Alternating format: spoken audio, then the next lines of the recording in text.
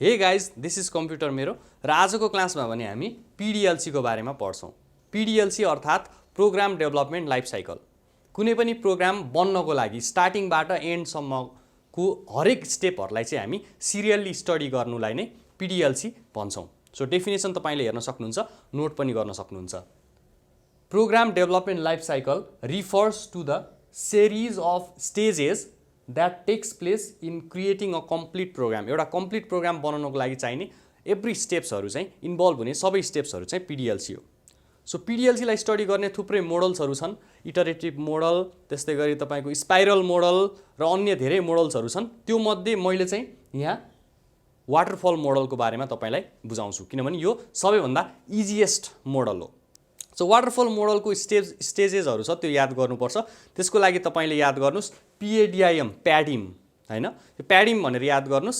त्यो याद गरेपछि एकदमै सजिलो हुन्छ बुझ्नको लागि। यसलाई चाहिँ हामीले चेन्ज गर्न पाइँदैन है।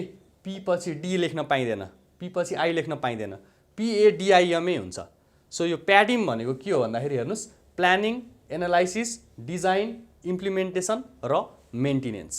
यसलाई किन वाटरफल मोडल भनिएको भन्दाखेरि वाटरफल भनेको जस्तै हामीले एउटा झरना, पानीको झरना भनेको माथिबाट तल झर्छ र त्यो झरेको कुरा चाहिँ नि फेरि माथि जाँदैन। त्यही भएर हेर्नुस् त यहाँ प्लानिङ पछि एनालाइसिसमा तल आएको छ, एनालाइसिसबाट डिजाइनमा, डिजाइन पछि इम्प्लिमेन्टेसनमा, इम्प्लिमेन्टेसन पछि मेन्टेनेन्समा। यो उल्टो भएको छैन, त्यही हुनाले यसलाई वाटरफल मोडल भनिएको हो। तर यदि मेन्टेनेन्स पछि त्यो मोडल नै कोल्याप्स भयो भने अथवा सिस्टमलाई नै नयाँ बनाउनु पर्यो भने चाहिँ फेरि यो माथि गएर सुरु हुन्छ। So this is what about waterfall model. So waterfall मोडलको हरेक स्टेजेसहरूको पनि हामीले अलिअलि डिस्क्रिप्सन जान्नुपर्ने जरुरी हुन्छ। सो प्लानिङ भनेको के हो त?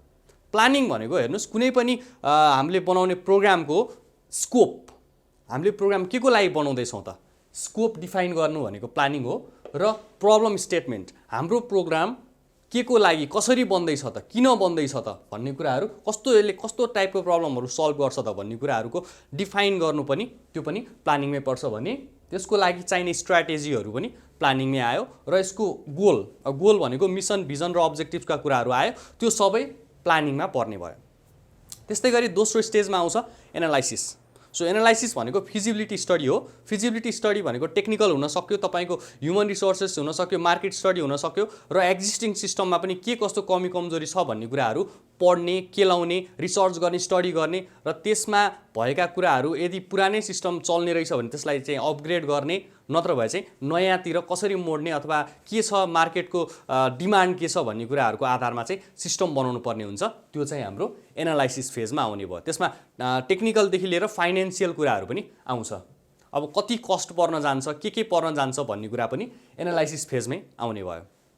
त्यसै गरी थर्ड फेज अथवा थर्ड स्टेज भनौँ, त्यो डिजाइन। सो डिजाइन भनेको चाहिँ हामीले जति पनि अगाडिको च्याप्टरहरूमा चाहिँ अल्गोरिदम र फ्लो चार्ट भनेर पढेका छौँ, त्यो सबै डिजाइन हो। ती बाहेक हाम्रो डिसिजन ट्री पनि हुन्छ, स्युडो कोडहरू पनि हुन्छ, सँगसँगै ER डायग्राम, DFDsहरू, UMLहरू, एक्टिभिटी डायग्रामहरू, त्यो सबै कुराहरू चाहिँ हाम्रो डिजाइन पार्टमा आउने भयो। कुनै पनि प्रोग्राम बनाउनुको लागि चाहिँ नि यो डिजाइन पार्टबाट चाहिँ अब हाम्रो रियल प्रोग्रामिङ सुरु भयो। यो माथि प्लानिङ र एनालाइसिस भनेको तपाईको म्यानेजरियल कुरा हो भने अब डिजाइन पछि चाहिँ तपाईको कोर प्रोग्रामिङको कन्सेप्ट चाहिँ जानेको मात्र मान्छे हुनुपर्छ डिजाइनको लागि। अब हेर्नुस् इम्प्लिमेन्टेसन। सो इम्प्लिमेन्टेसन भनेको जुन कुरा हामीले डिजाइन गर्यौँ त्यसलाई हामीले अब कम्प्युटराइज गर्ने। जस्तै हामीले अल्गोरिदम बनायौँ अथवा फ्लो चार्ट बनायौँ भने त्यो फ्लो चार्टलाई अब हामी कोड गर्ने।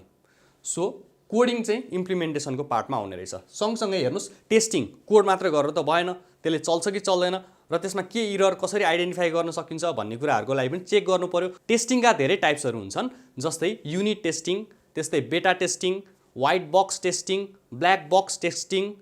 विभिन्न जुनसुकै आफ्नो अर्गनाइजेसनलाई चाहिँ फेभर हुने टाइपको टेस्टिङ अप्रोच अप्लाई गरेर चाहिँ हामी टेस्ट गर्न सक्छौँ, जसले चाहिँ हाम्रो क्वालिटीलाई चाहिँ मेन्टेन गर्छ।